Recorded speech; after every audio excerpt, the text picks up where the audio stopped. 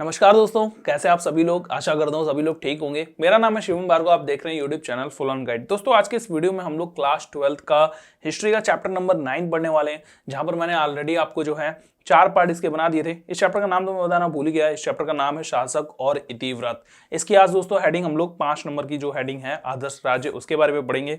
उससे पहले चैप्टर को स्टार्ट करें, आप मेरे इन चारों पार्टों के बारे में देख सकते हो। ये चारों पार्ट दोस्तों मैं पढ़ा चुका हूँ, इनकी लिंक डिस्क्रिप्शन में है। अगर आप देखना चाहें, पूरे चैप्टर को ध्यान से समझना चाहते हैं, इस चैप्टर में पूरा अच्छे से हर एक कॉन्सेप्ट को क्लियर करना चाहते हैं, तो इन चारों पार्टों को ध्यान से देख लेना। काफी डिटेल से मैंने समझाया हुआ है और इन चारों पार्टों को मिलाकर के एक शॉर्टकट का वीडियो जिसमें कोई भी बात रिपीट नहीं होगी, मतलब समरी जो होगी वो भी मैं एक लेकर के आऊंगा। अलग से वीडियो बनाऊंगा, ऐसा नहीं है कि इन्हीं को मिला करके कर दूंगा।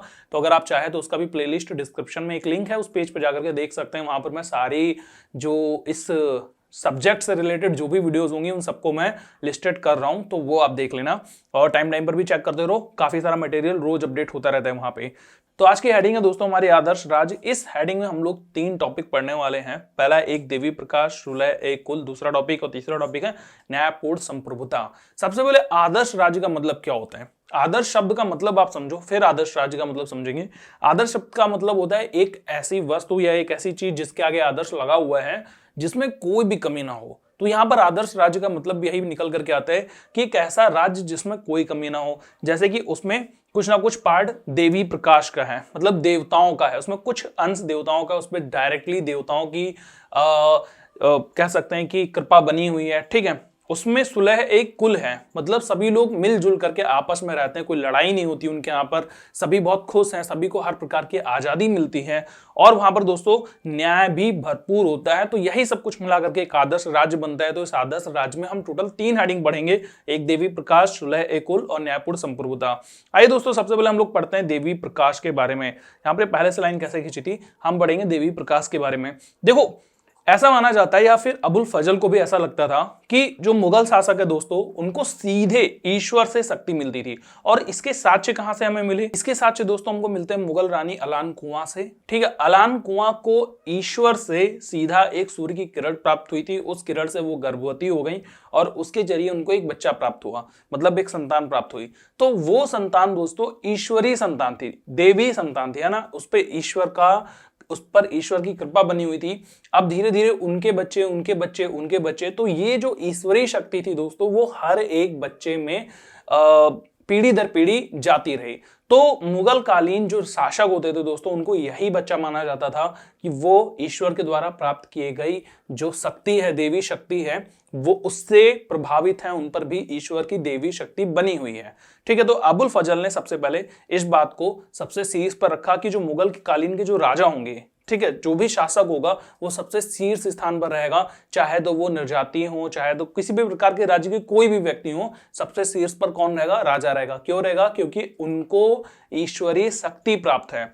और यही दोस्तों जो अबुल फजल थे वो ईरानी एक सूफी थे, सिहानुद्दीन, ठीक है, नाम ध्यान से सुनना, सिहानुद्दीन सोहरावर्दी, इनसे प्रेरित थे। क्योंकि ये कहते थे कि जो राजा है वो वही हो सकता है जिसको ईश्वरीय शक्ति प्राप्त हो। और ईश्वरीय शक्ति प्राप्त होती थी दोस्तों अलान कुआं के जो पीढ़ी दर पीढ़ी वाले बच्चे हैं उनको, तो राजा भी वहां पर वही होते थे। तो इस प्रकार से सूफी सिहानुद्दीन सोहरावर्दी से अबुल फजल बहुत प्रभावित थे। उन्होंने ये बात जो है अपने लेखों में लिखी कि हमारे जो शासक हैं वो ईश्वरीय शक्ति से व्याप्त है। अब देखो, शासक अगर ईश्वरीय शक्ति से व्याप्त है तो इस प्रकार से कहा जा सकता है कि अगर आपको अपनी बात भगवान तक पहुंचानी है तो आपको मंदिर में जाने की क्या जरूरत है, राजा ही ऑलरेडी ईश्वरीय शक्ति से व्याप्त है, यानी कि वो आध्यात्मिक केंद्र हैं।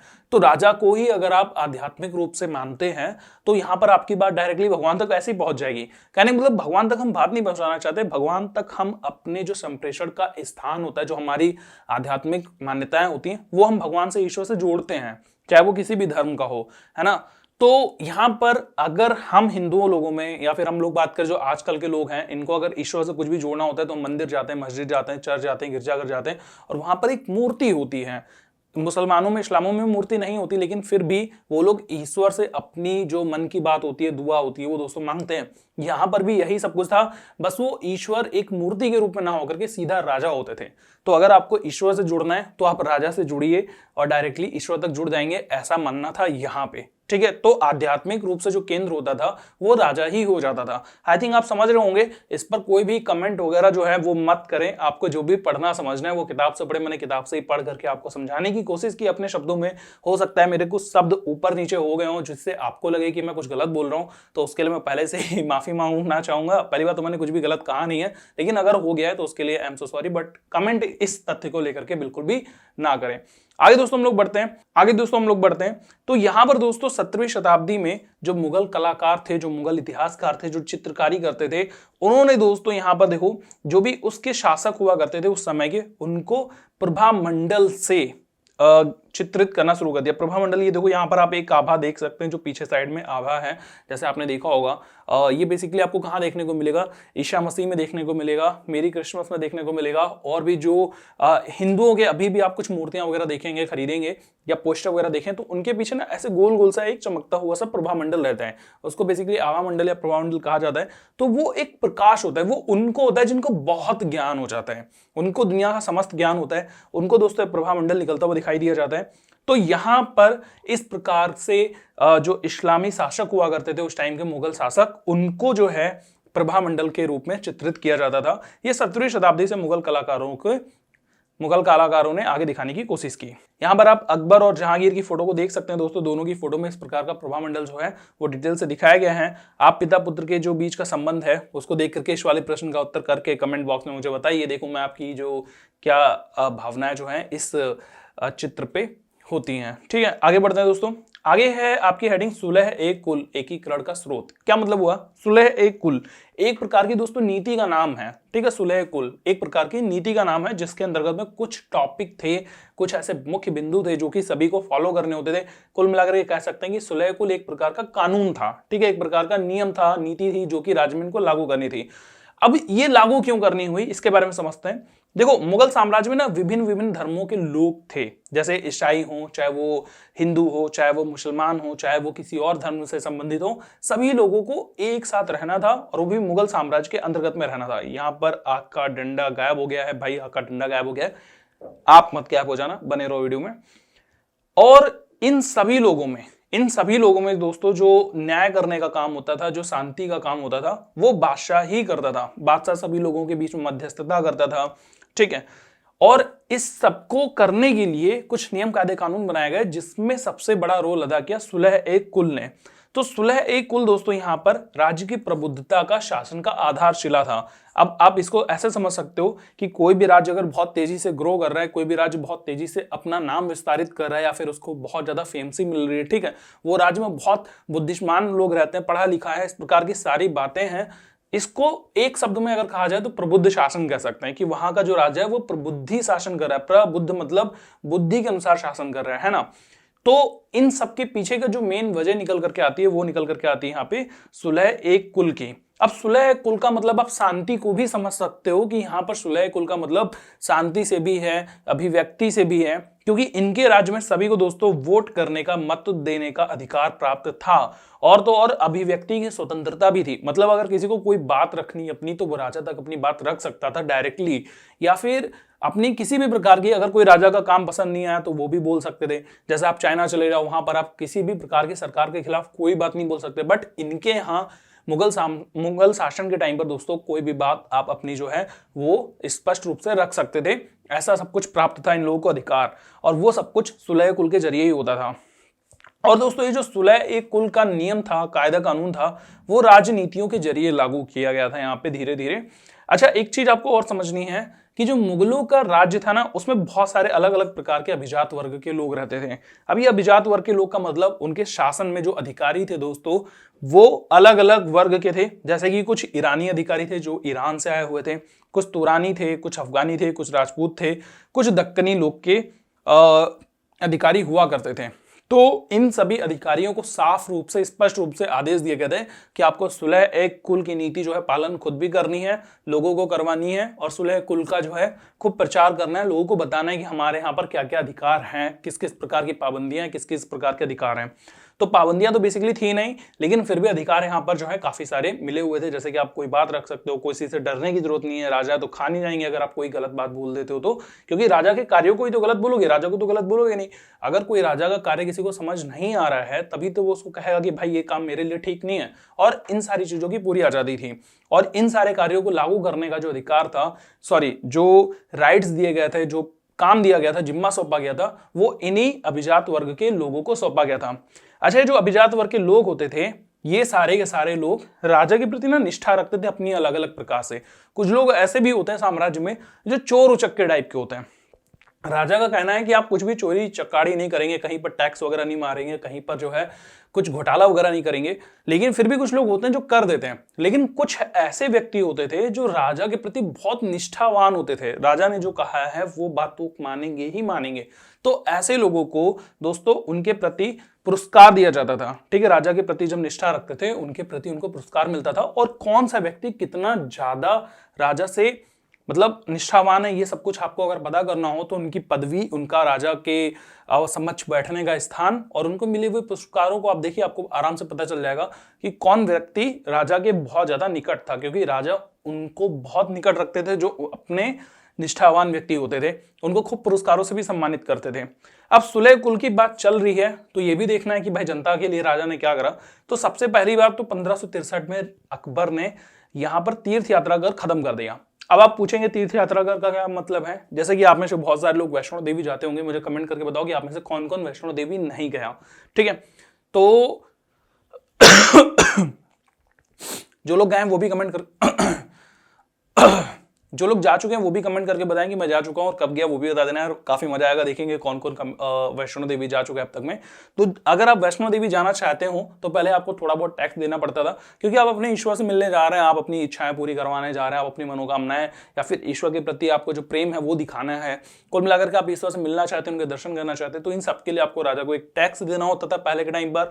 और उस टैक्स को दोस्तों तीर्थ यात्रा कर कहा जाता था। लेकिन अकबर ने देखा कि ये कर जो है कई सारे लोगों को खुश नहीं करता है। ठीक है, बहुत सारे लोग इससे जनता में बहुत दुखी हैं, क्योंकि अभिव्यक्ति की स्वतंत्रता के माध्यम से इनको पता चला था।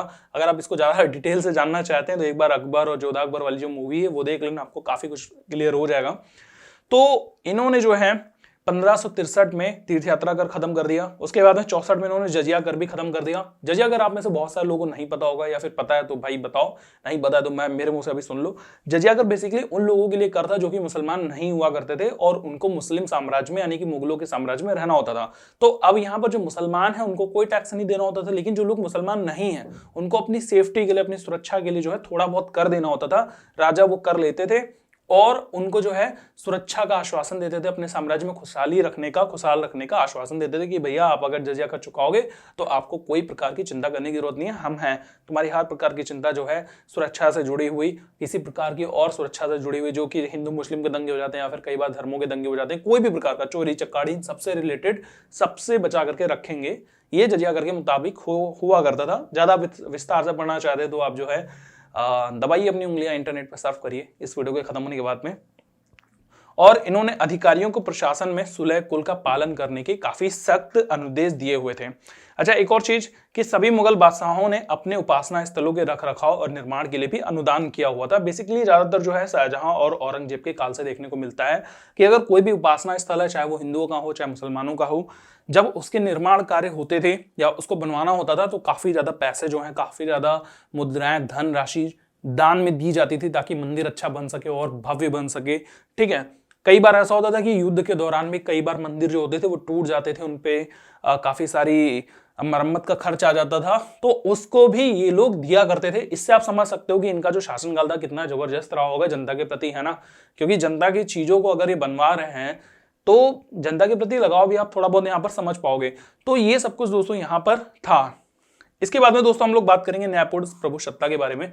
प्रभु सत्ता का मतलब होता है शासन का एक तरीका। ठीक है, प्रभु सत्ता मतलब जो राजा है वो किस प्रकार से शासन कर रहा है और वो भी वो न्यायपूर्ण तरीके से कर रहा है या नहीं कर रहा है। तो दोस्तों यहाँ पर अबू फजल के मुताबिक जो राजा होता था उसको 4 प्रमुख चीजों की जो है रक्षा करनी होती थी। 4, 3 नहीं 4। ठीक है, कौन कौन सी? पहला जन, माल, नामस और दीन। जन माल नामस दीन, इनका मतलब हिंदी में है जीवन। किसी भी व्यक्ति का जीवन की रक्षा करनी है, उसके धन की रक्षा करनी है, उसके सम्मान की रक्षा करनी है और उसके विश्वास की रक्षा करनी है।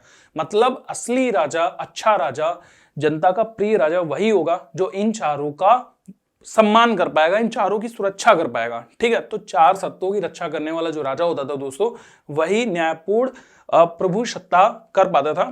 तो यहां पर जो राजा अगर आपके जीवन की रक्षा करेगा, आपको आपके धन की रक्षा करेगा, आप जैसे कितना कमाते हो उसकी रक्षा करेगा, ठीक है, आपका सम्मान करेगा, आपको सम्मान दिलवाएगा भी समाज में, आपका विश्वास जीत करके रखेगा, बना करके रखेगा, आपके प्रति विश्वास बनवाएगा लोगों से, तो उसको बदले में तो कुछ चाहिए ही होगा। बदले में दोस्तों उसे कुछ तो चाहिए था, तो बदले में उसे चाहिए था संसाधनों में हिस्सा और दूसरी चीज अपने प्रति थोड़ा बहुत आदर। थोड़ा बहुत नहीं, जितना आदर उसको चाहिए था उतना ही चाहिए था, लेकिन यहाँ पर राजा को मेन रूप से चार चीजों की रक्षा करने के बदले में उसको जो है आदर और थोड़ा बहुत संसाधनों पर हिस्सा चाहिए होता था। अभी संसाधनों पर हिस्सा का मतलब है लगान। ठीक है, तो जैसे किसी व्यक्ति ने कुछ अगर उपजाया तो उसमें से थोड़ा हिस्सा वो राजा को दे देगा और ज्यादा राजा को कुछ चाहिए नहीं होता था।